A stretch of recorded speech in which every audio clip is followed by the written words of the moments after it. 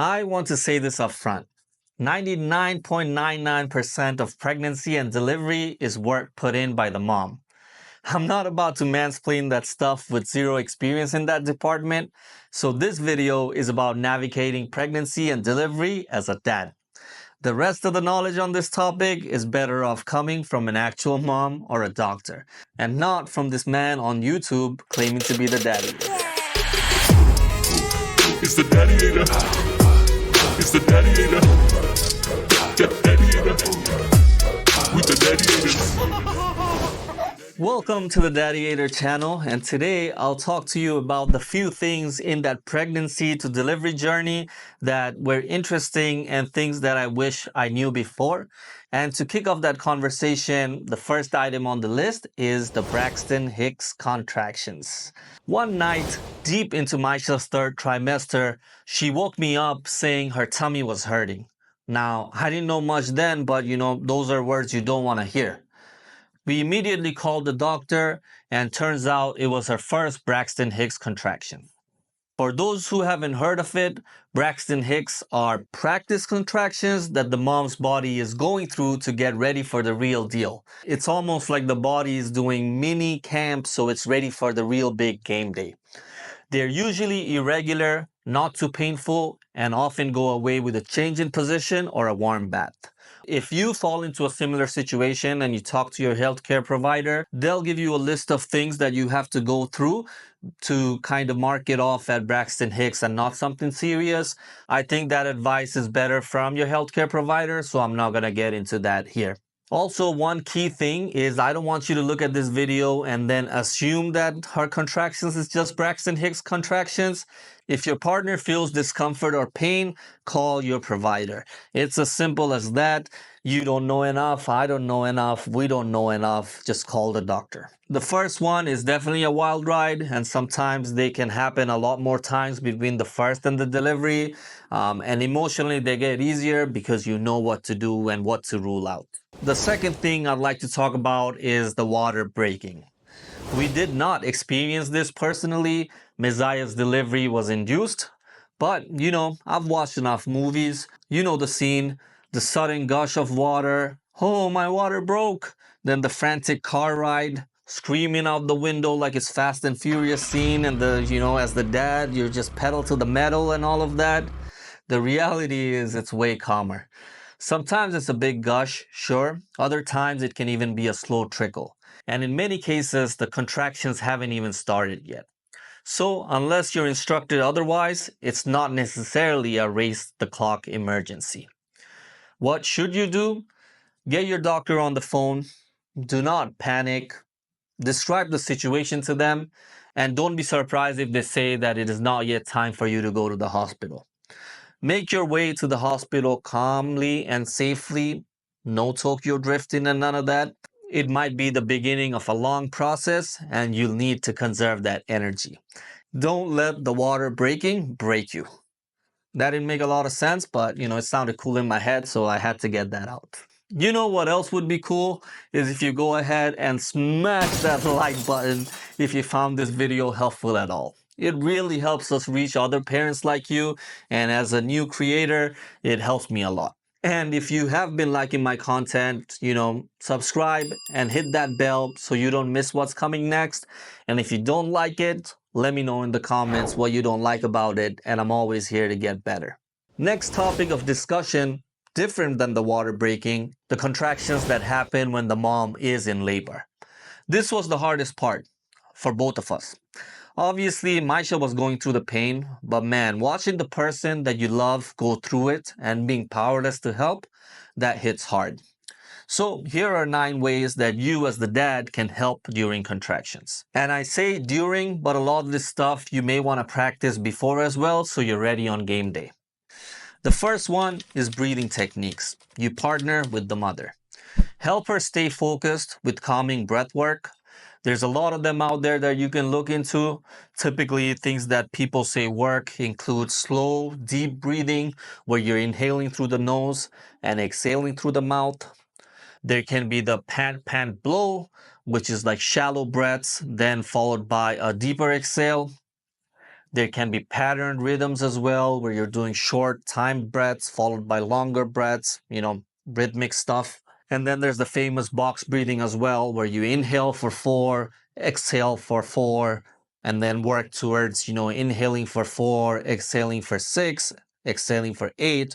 Just drawing out that exhalation longer will help calm the mom down.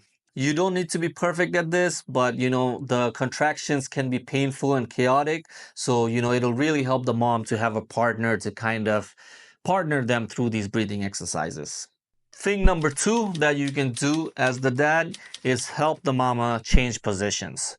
Standing, squatting, all fours, bouncing on a ball, lying on the side, walking laps, changing positions typically help manage the pain, almost like as a distraction tactic, I think, but also in terms of moving the baby around and getting them ready for labor. So be her physical and emotional support in facilitating that. Thing number 3 that you can do is track and time contractions. There's apps for this out there, or you can just use the timer on your phone or just your mental capacity, but you can time the duration and frequency. This helps the medical staff and keeps you engaged. I think it's more the latter than the former because, they have machines hooked up that are counting the contraction frequencies in the back, but they will still tell you to do this because they know this keeps you engaged and distracted. And you know what? You want to keep the mom engaged and distracted as well, so just play along. And let's face it, it can be kind of exciting and interesting to see those changes happening as well. Speaking of distractions, the thing number 4 that you can do is gentle distractions.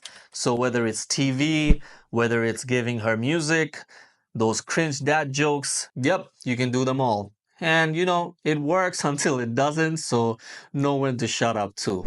Number 5 on my list here is affirmations. This one's underrated. Tell her that she's strong. Tell her that she's doing great. Tell her you're proud of her. Even if she doesn't respond, she hears you. Now, some moms may not like that, but, the number one thing that you want to be in that room is be a good listener. So if these affirmations are doing worse than it is doing good, then man, you got to shut it down. Number 6 here is be a resource, right? So whatever they want, whether she wants you to hold her hand, pass her water, help her eat, just be there when she opens her eyes, take her to the bathroom, just be there at their service. And number 7 is stay calm. People feel energy, right? So the best way to be helpful is not to need help yourself. If you start panicking, it won't help anyone. So breathe, chill, and let her know that you are there for her. Item number 8, be the cameraman. Now, this comes hand in hand these days, just being a partner in the age of social media. Have that conversation with her ahead of time. If she wants certain parts of her experience documented, then yes, great, documented. If not, then great, you're good.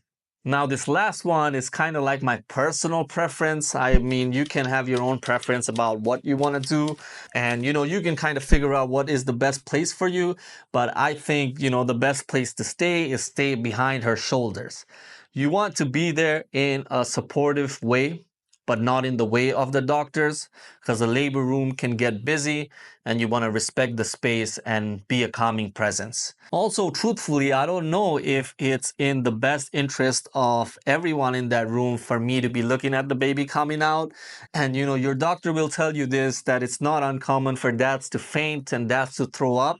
So, don't do anything that'll lead to that, because they'd rather watch over the one mom and the baby than have to watch over the dad as well. So behind the shoulders is just a really good spot to be safe. And before you know it, suddenly that time is here. That cry, that first sound of your baby, nothing prepares you for it and nothing compares. So here are some things that might happen immediately after birth, just to put it on your radar. Firstly is skin to skin contact. Especially if the mom needs a moment to recover for whatever reason, you may be the first one to hold the baby. I was in our case. And when that happens, put the baby skin to skin, welcome them to the world with your warmth. Second thing is umbilical cord cutting. You can ask beforehand if you get to do that, and if you have a preference for doing that, by all means. Number three is words of affirmations. Just because the baby is out, you don't forget your partner.